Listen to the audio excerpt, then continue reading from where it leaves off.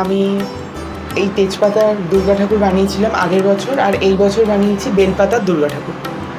কিভাবে বানিয়েছো এটা?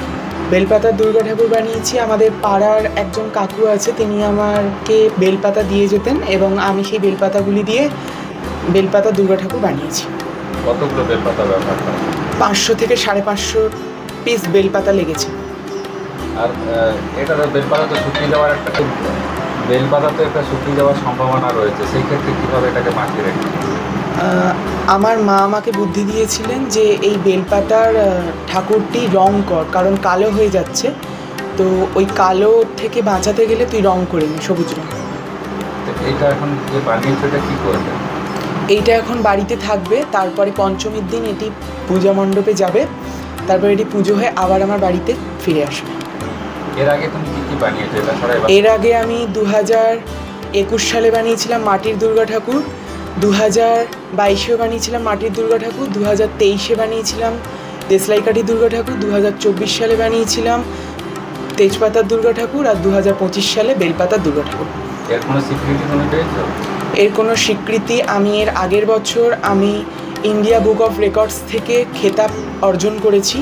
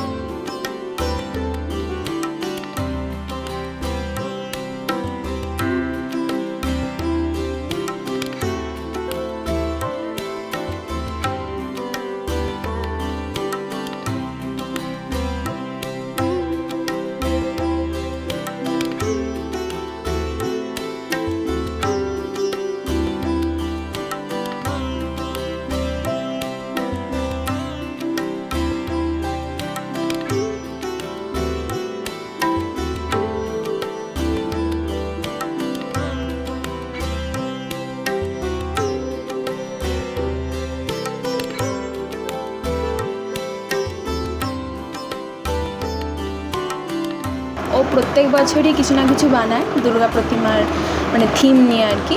তো আমি ওর দিদি হই সম্পর্কে, আর আমার খুবই ভালো লাগছে যে ও এরকম একটা খেতাব অর্জন করেছে, খুব ভালো লেগেছে।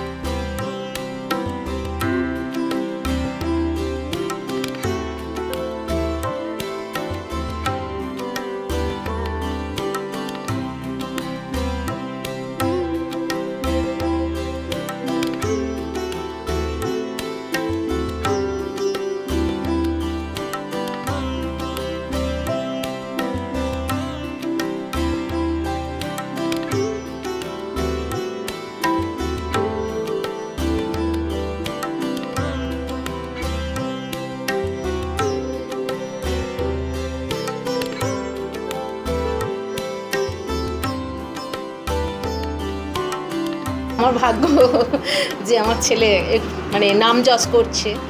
ও নিজে থেকে এগুলো করে, এগুলো আমরা শেখাই না, কিছু করি না, ও মাথা থেকে আসে, ওই করে। হ্যাঁ, আমরা একটু হেল্প করি, মা এটা দরকার ওটা দরকার, ঠিক আছে, সেটা আমরা অ্যারেঞ্জ করে দিই। এটা মানে কিভাবে ওর মধ্যে এলো ছোটবেলা থেকে? ও নিজে থেকে, ও না ছোট থেকে ও একটু মানে মাথার মধ্যে সবসময় শিল্পী মনোভাব আর কি। ও শোলা কেটে কোথায় এটিএম তৈরি করতো, তো মেট্রো স্টেশন তৈরি করতো, মানে ওর মধ্যে না একটা অন্যরকম একটা কাজ করতো, সেটা থেকেই ও করছে। এখানে আমরা কোনো শেখানোর কোনো ব্যাপার নেই, কোনো শিক্ষা কোথাও না, একদম ভগবান ওর দিয়েছে, এখান থেকে ও হ্যাঁ বানিয়ে নিচ্ছে।